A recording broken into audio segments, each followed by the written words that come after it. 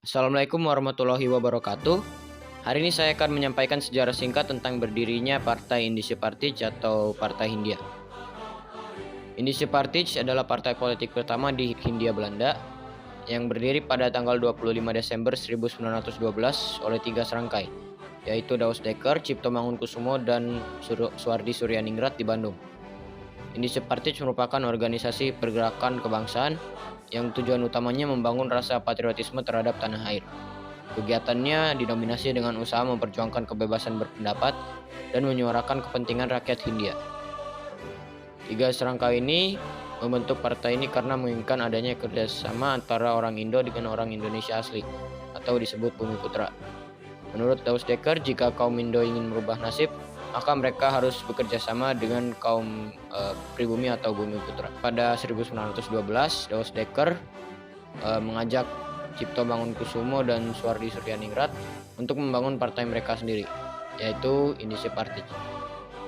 Untuk menimbulkan adanya kerjasama antara orang Indo dengan Bumi Putra, Indische Partij memiliki berbagai program kerja, yaitu menyerap cita-cita nasional Hindia, memberantas kesombongan sosial dalam pergaulan baik dalam bidang pemerintahan maupun kemasyarakatan, memberantas berbagai usaha yang mengakibatkan kebencian antaragama, memperbesar pengaruh pro-Hindia di pemerintahan, berusaha mendapatkan hak bagi semua orang Hindia, dan dalam pengajaran harus bertujuan bagi kepentingan ekonomi Hindia dan memperkuat ekonomi mereka yang saat itu masih lemah.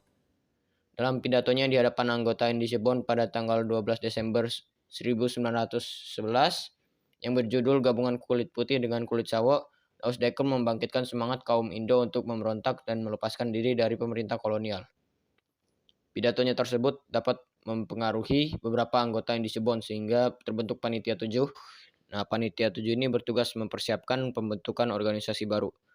Tanggal 6 September 1912, Panitia 7 melakukan suatu rapat di bawah pimpinan Daus Dekker di Bandung.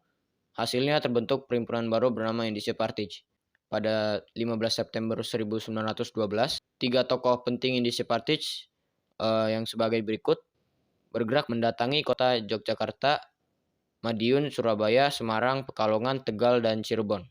Karena besarnya antusias masyarakat Hindia Belanda terhadap Indische Partij, dalam waktu 4 bulan saja mereka memiliki lebih dari 25 cabang dengan jumlah anggota yang mencapai 5.775 orang. Tanggal 25 Desember 1912 diadakan permusyawaratan wakil-wakil Indische Partij. Dalam permusyawaratan tersebut tersusunlah anggaran dasar dan pengurus partai. Susunan pengurusnya sebagai berikut. Pada tanggal 25 Desember 1912, para pemimpin Indische Partij menuju Istana Bogor untuk mendapatkan pengakuan dari pemerintah Hindia Belanda. Hal ini agar Indische Partij tidak dianggap sebagai perkumpulan liar dan meresahkan. Pada 13 Januari 1913, laporan tentang Daus Dekker diserahkan kepada Jenderal Gubernur Edinburgh. Dan pada tanggal 4 Maret 1913, Gubernur Jenderal Edinburgh secara resmi menolak permohonan pengurus Indische Partij untuk memperoleh status badan hukum. Karena Indische Partij ini telah ditetapkan sebagai organisasi terlarang, pimpinan partai memutuskan untuk membubarkan Indische Partij pada 31 Maret 1913. Terakhir dari Daus Dekker kepada anggota-anggota Indische Partij itu adalah agar mereka berpindah ke perkumpulan Insulinde yang memang saat itu telah diakui oleh pemerintah Belanda, dan dengan dibekalkan semangat perjuangan Indische Partij, kegiatan-kegiatan mereka dilanjutkan oleh perkumpulan Insulinde yang berpusat di Semarang. Tiga serangkai ini terus menyuarakan kritikan mereka terhadap pemerintah kolonial Belanda melalui The Express. Mereka membuat Komite Bumi Putra, dan Suardi Suryaningrat membuat tulisan yang menyindir pemerintah Belanda yang berjudul Andai Aku Seorang Belanda. Kegiatan komite yang diprakarsai oleh tiga serangkai ini dianggap berbahaya oleh pemerintah, sehingga Gubernur Jenderal Edinburgh menjatuhkan hukuman pengasingan pada mereka. Awalnya 18 Agustus 1912 pengasingan dalam negeri, dan kemudian diubah menjadi pengasingan di luar negeri pada 27 Agustus ke Belanda.